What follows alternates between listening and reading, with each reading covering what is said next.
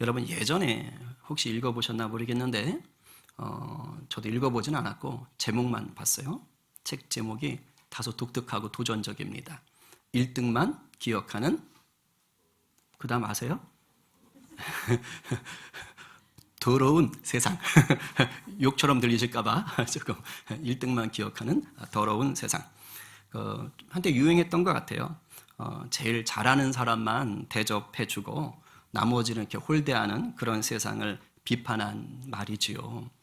근데 뭐 세상 욕할 거 없더라고요. 왜냐하면 우리도 그러고 살아요. 여러분 영화나 드라마 주연 배우 아시죠? 조연이나 엑스트라까지 아세요? 요즘 뭐 조연도 주연 같은 조연들이 있으니까 좀 알지만 엑스트라 아세요? 영화 보시고 끝날 때 크레딧 올라갈 때 그거 보고 나갔어요? 그 전에 다 나가버리지 않으세요? 신경 안 쓰잖아요. 제가 예전에 영화 한 편을 봤는데 유일하게 딱 한 편, 크레딧까지 다 본 적이 있어요. 그럴 이유가 있었어요. 제 친구가 그 영화의 촬영 감독이셨거든요. 그래서 그래도 충무로에서 그래도 번듯한 영화 찍었던 친구였기 때문에 이름 한번 보려고. 그래서 우리 친구 이름 올라갈 때 얼마나 마음이 뿌듯하든지. 사실 영화는 별로 흥행은 못했는데 저도 뭐 영화 내용은 별 관심 없고 우리 친구 이름 보는 게 제에겐 뿌듯했죠. 그런 거 아니면 누가 관심 줍니까? 우리는 그냥 1등 주연 대표에 힘을 써요. 여러분 현대, 삼성, LG 여기 모르시는 분 있어요? 그런 간첩돼요. 아니 요즘 간첩도 알아. 여러분 세계적인 대기업이니까 우리 너무 잘 알죠. 그런데 현대나 삼성이나 LG에 연결되어 있는 자회사들 정말 수천 개가 넘거든요. 아세요? 신경 안 쓰잖아요. 하나 물어볼게요. 여러분 모닝 자동차 있죠? 레이 자동차 있죠? 아마 자기가 타고 다니는 분도 있을 거예요. 이거 어느 회사 차예요? 기아에서 만든다고 알고 계시죠? 근데 그렇지 않아요. 기아의 자회사인 동호오토에서 만듭니다. 동호오토. 이게 그러니까 부품을 납품하는 게 아니고요. 아예 완성차를 만드는 거예요. 차 자체를 완전하게 만들어서 기아 상표 붙여서 납품하는 격입니다. 우리나라에서 유일해요. 자회사 중에서는 완성차를 만들죠. 모르잖아요. 그죠? 우리 몰라요. 알 필요도 없고요. 어차피 기아차 붙어서 나오니까. 저도 제 동생이 거기서 일을 했기 때문에 아는 거예요. 그러니까 우리의 뇌 구조는 1등만, 대표만, 주연 배우만 기억하는 게 쉬워요. 그게 뇌가 덜 힘들어요. 그 연결된 걸 모든 걸 기억하려면 뇌가 지쳐요. 본능적으로 싫어하는 거예요. 여러분 중요한 건 뇌의 기억력이 아니죠. 중요한 건 우리의 삶이에요. 1등만 기억하고 대접하는 것을요, 당연하게 여기지 않는 삶을 우리가 살면 되는 거예요. 여러분 그거 아세요? 1등이라는 말은 전제가 있어요. 2등, 3등, 4등, 5등 이러한 등수들이 있을 때 1등이란 말이 있는 거예요. 그렇지 않아요? 여러분 주연 배우라는 말도요, 조연이 있고 엑스트라가 있을 때 주연 배우라는 말이 존재할 수 있는 거예요. 무슨 뜻입니까? 1등도 주연 배우도 대표도 사람들의 연합 속에서 나오는 거예요. 사람들이 없으면 안 되는 거예요. 즉 함께 지어져 가는 것입니다. 이 세상은 우리가 보다시피 부조리하고 불공평한 것이 있지요. 그래서 1등만 우대할 수 있어요. 여러분 효과와 효율성을 따지는 구조는요, 어쩔 수 없이 상위 몇 %만 남기고 나머지는 버립니다. 특히 수익을 창출하는 회사는 그렇게 해야만 되는 거죠. 그게 이 세상 원리예요. 그러나 하나님의 나라는 그렇지 않다는 것을 기억하기 바랍니다. 하나님의 나라는 1등만, 주연 배우만, 대표만 상 주지 않습니다. 하나님의 나라는 1등을 만들어준 나머지도 동등하게 기억하십니다. 주연 배우를 돋보이게 도와준 나머지 배우들도 스태프들도 하나님의 나라는 보듬어 주는 것이에요. 대표와 함께 했던 나머지들, 대표가 아닌 사람들에게 대표가 받는 그 복들을 함께 누리게 하는 곳이 하나님 나라입니다. 이 원리가 단적으로 드러나는 게 뭐냐? 예수님을 우리가 뭐라고 부르죠? 부활의 무슨 열매? 첫 열매라는 표현을 씁니다. 예수님을 부활의 첫 열매. 이 말은 무슨 말이에요? 나무에 열매가 처음 것이 딱 열리면 딱 그 열매 하나만 열리고 맙니까? 아니죠. 처음 열매가 열리면 이제 뭐가 되는 거예요? 다른 열매들도 똑같은 게 열리는 거예요. 그 열매가 튼실한 게 열리면 야, 올해 나무들 튼실하겠다. 열매 튼실하겠다. 라고 아는 거예요. 예수 그리스도가 우리의 부활의 첫 열매가 된다는 것은 무엇을 말합니까? 예수 믿는 우리 역시 뭐가 된다고요? 부활을 경험한다는 것입니다. 할렐루야? 아멘이지요. 여러분, 예수님이 1등이고 예수님이 대표지요. 그러나 그분 혼자서 모든 걸 혼자 부활을 독차지하지 않는다는 거예요. 믿는 자에게 동일한 예수님과 같은 부활을 경험하게 하시는 날이 반드시 온다는 겁니다. 우리는 예수님은 대표니까 우리가 부활할 때는 좀 덜 부활돼가지고 무슨 좀비처럼 부활하느냐? 그런 거 없어요. 예수님과 똑같은 부활체로 우리가 나중에 천국에서 영생을 누리게 되는 줄로 믿으시길 바랍니다. 하나님 나라는 이와 같은 원리가 작동하는 것이에요. 바로 이 하나님 나라의 이 원리를 배우고 실험할 수 있는 곳을 우리 주님께서 이 땅에 두셨습니다. 그곳이 어딜까요? 그게 바로 교회입니다. 하나님 나라의 원리를 배우고 실험하는 곳. 세상은 실천하는 곳이고 굉장히 중요한 것이에요. 여러분, 교회는요, 사람들이 처음 이 땅에 이 교회라는 곳으로 들어올 때 세상 사람으로 오는 거예요. 그냥 세상에서 살던 자로 와요. 영적인 눈으로 보면 다 철부지들이고 심지어 영적으로는 불량품처럼 보일 수도 있습니다. 그런데 이분들이 이제 교회 속으로 들어오면서 신앙생활을 하게 되죠. 그러면서 예수님을 배우고 알아가고 인격적으로 만나게 되는 거예요. 그러면 처음에는 뭘 모르니까 여전히 세상적인 방식으로 세상적인 기준으로 신앙생활을 하다가 점점 예수님을 알아가고 말씀을 알아가면서 바뀌어가는 거예요. 즉 말씀에 순종하고 말씀을 살아내는 사람으로 나가는 것이죠. 예수 그리스도의 형상을 닮아가는 거예요.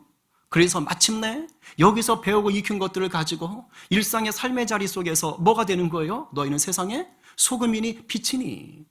그 역할을 감당하는 자로 일신우일신 하루하루 날마다 빚어지고 성장하게 되는 것이고 그렇게 나가는 거예요.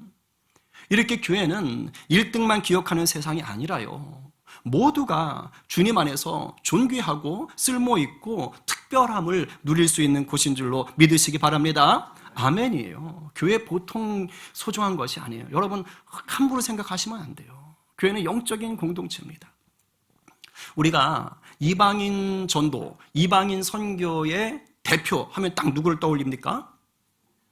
베드로 이러면 이제 힘든 거예요. 그죠? 이방인 선교 대표 누구예요? 네, 사도 바울이죠. 그렇죠? 맞아요. 사도 바울이 엄청난 역할을 감당했습니다. 그러나 다시 묻겠습니다. 이방인 전도 사역을 사도 바울만 했습니까? 그렇지 않습니다. 우리는 사도 바울 하지만 사도 바울 혼자 이방인 전도를 할 수가 없어요. 그렇죠? 우리가 이방인 전도 사역의 대명사라고 부르는 그 사도 바울이지만 그도 수많은 동역자들과 함께 사역을 했습니다. 우리가 잘 아는 디모데, 디도, 누가, 바나바 이런 사람들 대표적인 동역자들입니다. 그런데 그분들만 있는 것이 아니에요. 정말 우리가 듣도 보도 못했던 이름들도 수두룩 빽빽합니다. 근데 오늘 본문 속에서 바로 그런 이름들이 등장하는 거예요. 사도 바울은 지금 얘기하고 싶은 거예요. 역사 속에 있는 많은 믿음의 사람들이요, 제가 이방인 선교 다 한 거 절대 아닙니다. 하나님 나라의 원리는요 그렇게 하지 않고요 함께 가는 거예요. 함께 일하는 것입니다 라고 지금 말해주고 싶은 것입니다. 여러분 신약 구약 66권 전체를 통틀어 볼 때요, 오늘 본문처럼 수많은 사람들에게 이렇게 안부 인사를 전하는 곳이 또 있을까요, 없을까요? 사람 이름 많이 나오는 곳은 있어요. 더 많이 나오는 곳도 있어요. 그런데 사람 이름에게 안부 인사를 전하는 곳 있을까요, 없을까요? 이렇게 물어보면 답은 딱 하나야. 있어요, 없어요? 예, 원래 신앙생활 오래 하면 영적 눈치도 이렇게 발달하게 돼 있어요. 이럴 때 그냥 없어 이렇게 해버리면 그냥 맞는 거야. 그죠? 예, 없어요. 무난 인사하는 사람이 제일 많아요. 근데 보통 우리는 이렇게 이름이 많은 본문이 나오면 어떤 생각을 해요? 여기 영적으로 심오한 게 있나 보다. 더 깊이 묵상해야겠다. 이런 생각을 합니까? 할렐루야, 통독을 빨리 할 수 있도록 시간을 줄여주시는구나 하고서 활짝 넘깁니까? 통독을 안 해봤나? 별 생각 없이 넘어가죠. 그죠? 제가 통독할 때 굉장히 기뻐하는 부분이 있어요. 역대상 1장부터 9장. 9장이 다 사람 이름이야. 그래서 주께서 시간을 줄여주시는구나. 확! 확! 이렇게, 뭐 저도 그런 경향이 있습니다. 근데 여러분, 오늘 본문에 굉장히 특별한 것이 담겨 있어요. 성경은요, 허투루 쓰여진 곳이 하나도 없어요. 성령의 감동으로 되었기 때문에 다 그 속에 성령의 메시지가 담겨 있습니다. 여러분, 이 안부 인사는요, 예수 믿는 공동체인 교회가 어떤 곳인가를 엿보게 해주는 거예요. 우리 주님께서는 이 본문을 통해서 아니야, 바울만이 아니라 우리 주님께서는 나는 주님의 몸인, 나의 몸인 교회 전체 구성원들을 눈동자같이 살피고 사랑하는 그런 예수야 라는 것을 보여주고 계시는 것입니다. 그래서 오늘 본문은 2000년 전에 그 사람들만의 본문이 아니라 오늘의 교회를 이루는 바로 우리들을 향한 말씀인 줄로 믿으시기 바랍니다. 뭘 가르쳐 줄까요? 여기 성림교회는 최진철 담임 목사만 있는 게 절대 아니야. 여기 계신 한 분 한 분들이 함께 지어져 가는 거야 라는 것을 알려주는 거예요. 잘 들으세요. 그래서 나를 향한, 우리 공동체를 향한 하나님의 풍성한 은혜를 맛보고 누리기를 간절히 축복합니다. 빨리 앞뒤 작업분들에게 이렇게 한번 축복합시다. 우리 함께 지어져 갑니다. 네, 또 다른 분에게 이렇게 축복하는 거예요. 당신 없이 못 살아. 이걸 또 느끼하게 받으시면 안 돼요. 알겠죠? 네, 영적인 교회가 그렇다 이거야. 알죠? 영적인 가족이기 때문에. 오늘 본문에 혹시 몇 사람 나오는지 아세요? 이제 지금부터 세려고 하죠. 그죠? 세지 마세요. 27명 또는 29명 정도를 셀 수 있어요. 그리고 이 중에 어떤 사람 이름 옆에는 그 사람에 소속된 단체, 공동체, 조직을 함께 얘기하고 있어요. 5절에 보니까 저의 집에 있는 교회 이렇게 얘기하기도 하고 10절에는 아리스토블로의 권속, 거기에 속해 있는 가족들, 여기 뭐 노예들도 있을 것이고 있겠죠. 11절에는 나기수의 가족 중 주 안에 있는 자들. 그러니까 나기수라는 이름만 있는 것이 아니라 거기 속해 있는 공동체를 얘기하고 있어요. 14절은 그들과 함께 있는 형제들. 15절에서도 그들과 함께 있는 모든 성도라고 얘기합니다. 그러니까 이름이 호명된 뭐 27, 29명 정도뿐만이 아니라 훨씬 많은 공동체가, 사람들이 여기에서 축복의 대상이 되고 있는 겁니다. 여러분, 이 시대는 교회라고 할 때 오늘 우리가 이렇게 모이는 이런 교회당, 예배당이 있는 게 아닙니다. 초대교회는 다 가정교회입니다. 그러니까 가정에서 모이는 거예요. 조금 공간이 넓은 집에서 모여서 그것이 교회가 되는 것입니다. 오늘 지금 5군데죠, 저기가. 그래서 학자들은 그런 얘기를 해요. 로마에 5곳에 적어도 5개의 최소한 공동체, 교회 공동체, 가정교회가 있었던 것 같다. 왜? 일단 본문엔 5개가 나오니까. 그래서 그렇게 얘기를 하고요. 보통 한 30명에서 50명 정도는 모였을 거다라고 얘기합니다. 뭐 조그만 집안에 뭐 수백 명이 못 들어가니까. 그래서 최대한 250명 정도는 이 본문 속에서 좀 있다고 얘기할 수 있지 않을까라고 얘기합니다. 그리고 오늘 본문에서 언급한 사람들, 아까 우리 권사님도 일부 때도 그랬는데 이거 다 읽다가 막 혀가 꼬이잖아요. 그죠? 이런 사람들. 근데 제가 일부러 본문 다 읽게 한 거예요. 왜냐하면 우리도 이 이름을 한번 불러보고 싶어서. 존귀한 이름이에요. 왜냐하면 몰라요. 우리 주님은 다 이름 한 분 한 분 지금 불러가면서 하나님 주님께서 복 주시잖아요. 그렇죠? 그러니까 우리도 불러주는 거예요. 자, 그래서 이 사람들이 누구냐? 사도 바울이 전도 여행을 하면서 만났던 사람들일 것이다 라고 얘기를 하고 있는 거예요. 근데 그 사람들이 지금 어디 있다고요? 로마 교회 공동체에 지금 가 있는 거예요. 그러니까 예를 들면 지금 베베 같은 경우는 고린도, 지금 이 편지 로마서를 쓰는 곳이 고린도인데 고린도에서 바로 밑에 떨어져 있는 항구 도시가 갱그레아예요. 그 갱게리아는 고린도에서 사도 바울이 개척을 했을 것이고 거기서 전도에서 개척한 곳이 갱그리아예요. 그러니까 사도 바울이 개척 안 했어요. 근데 갱그리아 교회에 거기에 큰 일꾼, 대표격인 사람이 베베입니다. 이 베베한테 지금 심부름을 보낸 거예요. 그래서 지금 베베가 지금 이 로마서라는 편지를 들고 로마에 가 있는 거예요. 그리고 3절부터 나오는 브리스가 아굴라 같은 경우는 사도행전은 브리스길라, 아굴라 부부로 나오죠. 이 사람들은 2차 전도 여행 때 고린도에서 만났단 말이에요. 그리고 에베소도 같이 갔고 너무 귀한 동역자들이죠. 천막 짚는 거 같이 동업하기도 했고. 그러니까 이 사람들은 지금 로마에 가서 교회를 하고 있는 거예요. 그러니까 다 알고 있는 자들이에요. 5절에 에베네도 같은 경우는 아시아에서 처음 맺은 열매라 그러잖아요. 그러니까 아시아는 우리 아시아가 아니고 지금의 튀르키예 터키 지역, 그러니까 에베소를 지칭할 수 있어요. 그러니까 그 지역에서 처음으로 복음 전해서 예수 믿은 사람인 거예요. 근데 그 사람도 지금 어디 있다고요? 로마 교회에 가 있다고요. 루포와 그 어머니, 이 루포 누굽니까? 알렉산더 루포. 예수님 십자가 지고 골골다 올라갈 때 그때 강제로 십자가 대신 졌던 사람이 있어요. 누군지 아세요? 그레네 시몬. 그 시몬의 아들이 알렉산더 루포예요. 그리고 이 어머니는 뭐예요? 그 시몬의 아내예요. 근데 지금 로마에 가 있는 거예요. 루포와 그 어머니가. 내 어머니다. 사도 바울의 친엄마 아닙니다. 어머니처럼 자기를 잘해줬다는 얘기예요. 그러니까 지금 이렇게 다양한 사람들이 연결되었던 사람들이 지금 로마에 있는 겁니다.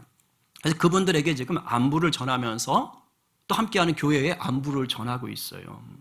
사도 바울은요, 성경 어딜 봐도 야, 내가 위대한 복음 전도자고 나 혼자 다 했어 라고 얘기하지 않습니다. 로마 교회에 편지를 보내면서 자기와 함께했던 복음의 동역자들을 일일이 기억하면서 안부를 묻는 거예요. 이게 느껴져야 돼요. 사도 바울이 다 기억하는 거예요.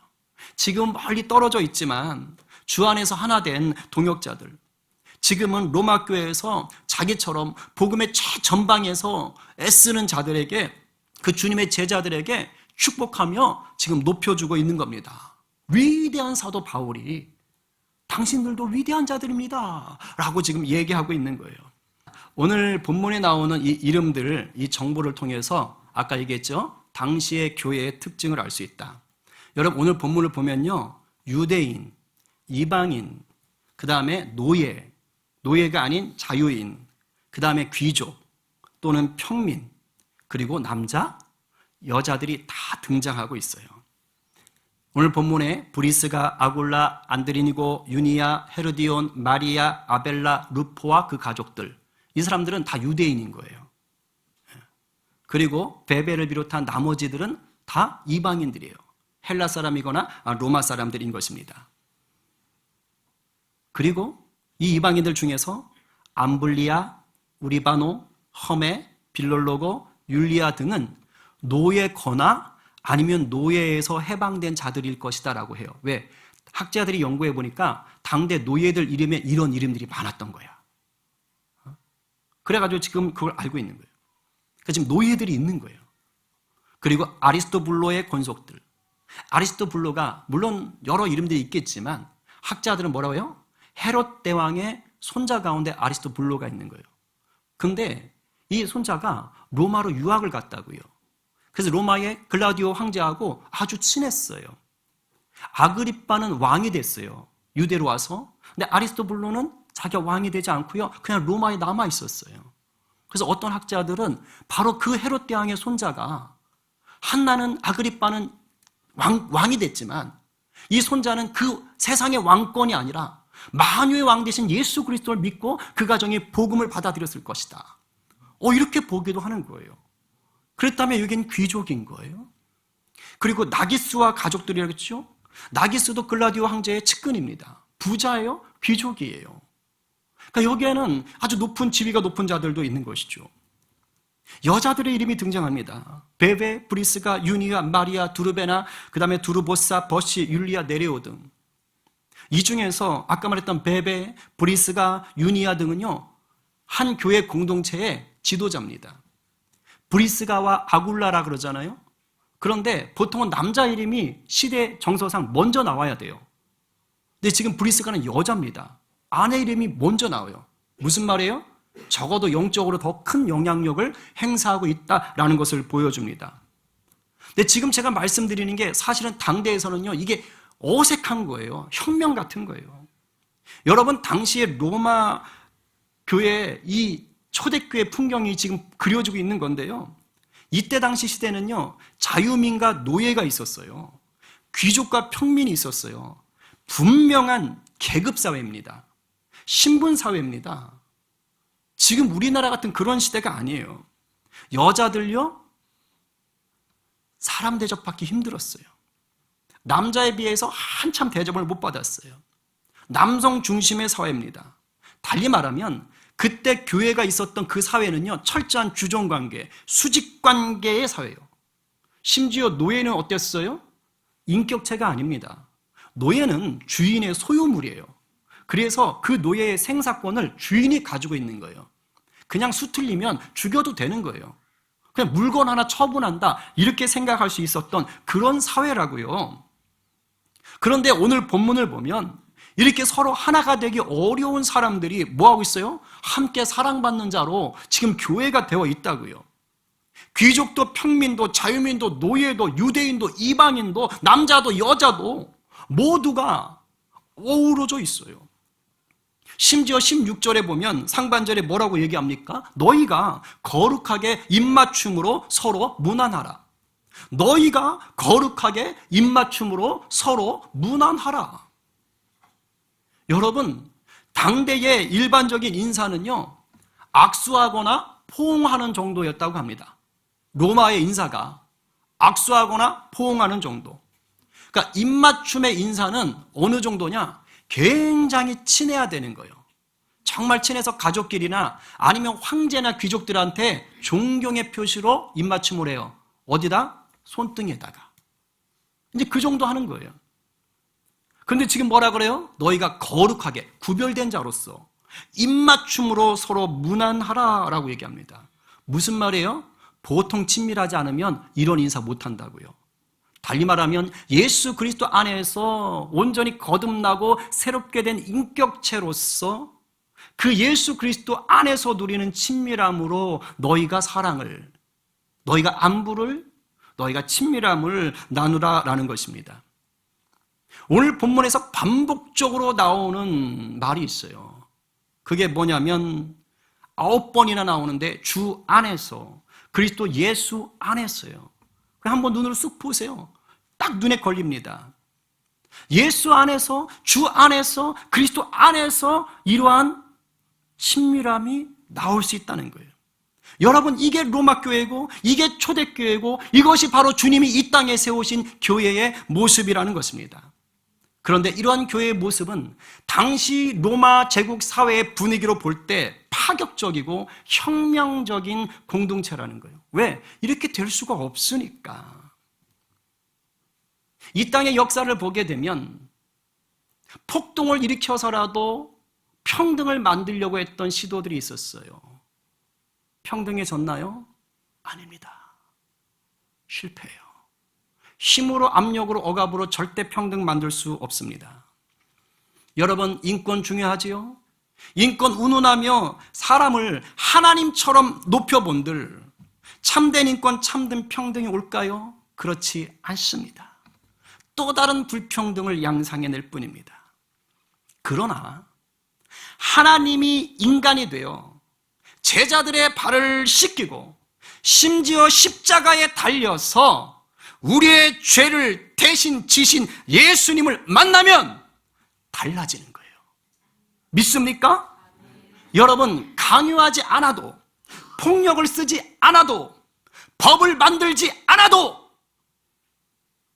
예수님을 만나면 스스로 평등을 실천하게 돼요.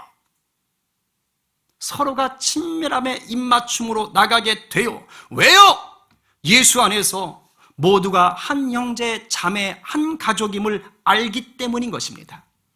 예수 안에서 서로가 존중하고 사랑하지 않으면 병들어 죽을 수밖에 없는 한 몸의 지체임을 깨닫기 때문이에요. 여러분, 손가락이 크게 베었다고 합시다. 그럼 지금 이 배 상태로 아파 죽겠는데 그냥 놔둘 수 있습니까? 본능적으로 어떻게 하죠? 으악! 하고 붙잡겠지. 그리고 발은 어떻게 할까? 쇠 빠지게 달리겠지. 약국으로 가든지 병원으로 가야 될 거 아니야. 그렇죠? 저 같은 경우는 어떻게 해? 혓바닥도 일을 할 거 아니야. 빨리 핥아야 될 거 아니야. 그러니까 응급지혈한다고 하고 막 또 붙잡고 막 더럽다고요? 당해보세요. 다 그렇게 나와요. 뭘 또 그래요. 그죠? 네? 뭔 말이야. 그냥 놔두면 죽는다. 온몸이 연결돼 있잖아. 그러니까 살려고 발버둥을 치는 거라고. 그죠? 이 손가락쯤이야. 너 따위야 꺼지세요. 이렇게 하지 않아요. 알겠어요? 얼마나 존중합니까? 그냥 서로 다 달려붙어가지고 혓바닥까지 동원해가지고 죄송해요. 좀 지저분해서. 그래도 살아야지 뭐. 그죠? 무슨 말이에요? 예수 안에 한 몸이 되면 하찮은 게 없어요. 하찮게 여겼다간 다 죽는 거야. 다 죽는 거야. 그걸 깨달아 알겠는 거예요. 예수 안에서. 여러분, 로마 교회만 그런 게 아니에요. 우리나라도 그랬어요. 조선 말에 기독교가 개신교가 처음 들어왔을 때 교회들이 세워져요. 여러분, 그때 당시만 해도 아직 이 조선 말은요, 신문제 사회예요. 양반과 평민, 노비가 딱 나눠져 있어요. 여자들 사람 대접 못 받아요. 그런 사회였다고요. 로마와 똑같았어요. 그런데 교회가 생기니 어떻게 됩니까? 그런 사람들이 교회에 나란히 앉아서 하나님의 말씀을 들었던 것입니다. 물론 처음에는 갈라져 앉았어요. 그래서 기업자 교회 그런 것도 있어요. 저 밑에 가면. 왜냐하면 남녀가 같이 못 모이니까. 그래서 이쪽 방, 그리고 선교사님, 목사는 가운데. 그래서 이쪽 보면 여자, 이쪽 보면 남자. 이렇게 했던 적도 있어. 그리고 양반만 있는 교회에 백정이 나오니까 양반들이 뭔 말이냐 하면서 나가서 교회를 따로 세운 적도 있었어. 그러나 결국엔 뭐 하는 거예요? 다 같이 모여서 같이 예배하고 어우러지는 거예요. 머슴이 장로가 되고 그 머슴을 부리던 주인이 거기 평신도가 되는 일이 벌어지는 거예요. 마부가 왕족을 전도해가지고 그 왕족이 머슴의 설교를 들어. 그리고 은혜 받고 나중에 그 은혜 받아가지고 머슴의 설교에 은혜 받고 그 왕족이 우리나라 최초의 왕족 목사가 돼. 그런 역사들이 일어나는 거예요. 나중엔 주인이 머슴 따라왔다가 은혜 받아가지고 머슴을요 공부를 시켜. 그래 머슴을 목사 만들기도 하고. 여러분 이게 우리나라 역사예요. 우리나라만의 역사가 아니라고요. 로마 교회에서 있었고요. 우리나라에서 있었고요. 모든 억압과 핍박과 차이와 차별이 있는 곳에 복음이 들어가면 이러한 역사들이 일어나는 것입니다. 왜요? 그게 교회니까. 할렐루야? 아멘이에요. 여러분 교회 놀랍습니다. 그때 당시 교회의 모습은 조선 사회 속에서 혁명이고 이것은 파격적인 거예요. 지금도 교회는 그 일들을 감당해 나가고 있습니다. 본질로서의 교회는. 여러분 생각해 보세요. 교회만큼 다양한 부류의 사람들이 모일 수 있는 공동체, 사회에 있나요? 여러분 교회 말고 생각해 보세요. 대부분 직장과 연결된 사람들 아니면 내가 취미 활동하는 사람들 정도하고만 어울립니다.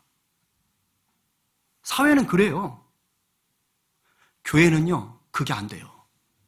싫든 좋든 그냥 교회에 있는 사람들이 다 얼굴 보는 사람들이에요. 놀랍지 않습니까?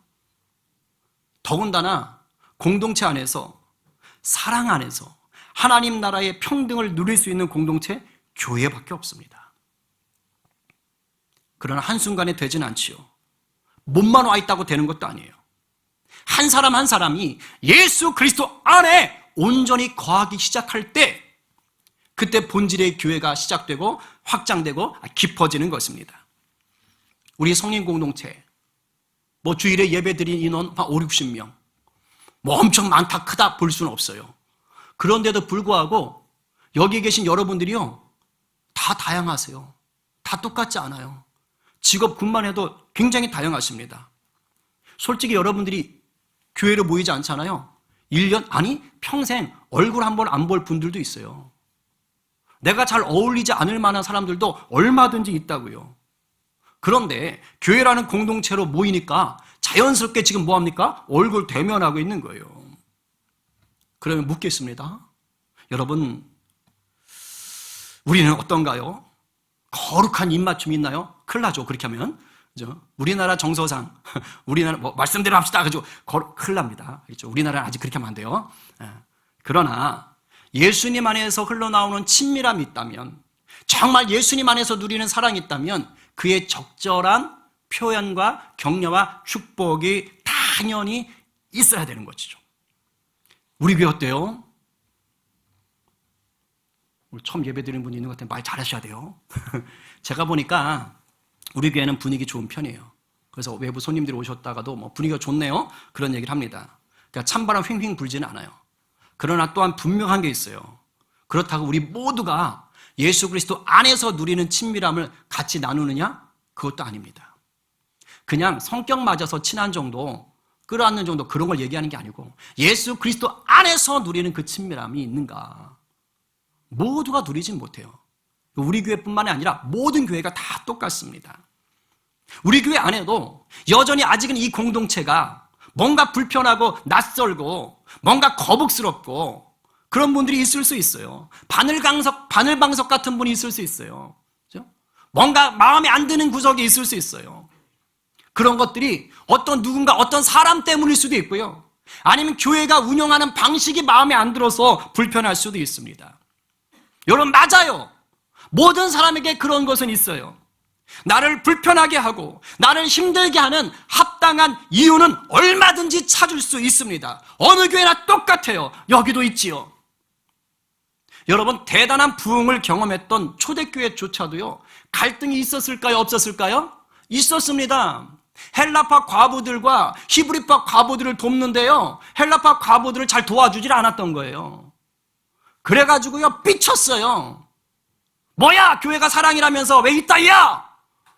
그래가지고 사도들이 집사를 세우는 거예요. 그 대단하던, 자기 재산 갖고 와서 다 털어가지고 함께 유무상통하던 그 사도교회도, 초대교회도 그랬다고요. 여러분, 고린도 교회, 지금 이 로마서를 쓰는 고린도가요, 은사가 대단했습니다. 엄청난 은사들이 있었어요. 막 뜨끈뜨끈해요. 방언의 은사, 예언의 은사, 막 귀신 내쫓고 막 엄청납니다. 근데 뭐 하는 거예요? 못 죽여서 안 다린 사람들도 있는 거예요. 못 죽여서 안 다린 사람들. 그래서 서로 소송 걸고 하는 거예요. 교회가 똑같아요. 잘 들으세요. 문제 없는 교회는 없습니다. 그러나 구제불능인 교회도 없습니다. 왜요? 교회는 사람이 주인이 아니에요. 어느 교회나 예수님이 머리 되시고 주인 되십니다. 예수님이 끌어가십니다. 그것을 분명히 지키는 교회일수록 교회가 강건해지는 거예요. 때로는 구제불능처럼 보이는 교회가 있을 수 있습니다. 그런 교회가 놀랍게 살아날 수 있는 영적인 정답이 하나 있어요. 그게 뭐냐? 예수님 안에서 함께 지어져 가는 것이에요. 이 말은 다른 말이 아니고요, 너부터가 아니라 나부터 그리스도 안에 거하기를 시작하면 된다는 거예요. 여러분, 신앙생활하면 반드시 어려움이 생겨요. 근데 그 이유가 남에게만 있는 것 같지만 절대 그렇지 않습니다. 세상 생활도 똑같지만 교회 생활이 힘든 이유는요, 남에게도 있지만 거의 대부분은 나에게도 그 이유가 함께 있다는 것을 기억하십시오. 기억하셔야 돼요. 나는 저 사람이 말하는 게 괘씸해 보이고 하는 행동이 마음에 안 들잖아요. 근데 상대편은 뭐 하는 거예요? 왜 나를 이해 못하고 자꾸 상처를 주고 있지? 이러고 있다니까요. 둘 다 이유가 있어, 둘 다. 내가 변해, 왜 나만 변하라 그래요? 저 사람도 변하라고 하세요. 근데 그 사람도 똑같이 얘기해. 네가 좀 잘해야지 내가 잘할 거 아니냐. 남 탓하면요, 교회는 절대 변할 수 없어요. 나부터 변하면 되는 거예요. 예수 그리스도 생명의 복음 안에, 사랑 안에, 섬김 안에 나부터 들어가면 되는 거예요. 그러면 놀라운 일이 벌어져요. 그 공동체가 바뀌기 시작합니다. 왜일까요? 주님이 일하시니까. 여러분, 그리스도 안에 거한다는 건 다른 게 아니고요. 예수님, 내 힘으로 안 돼요. 내 힘으로 저 성도하고 정말 친해지기가 어려워요. 예수님, 참 저 직분자가 저를 힘들게 해요.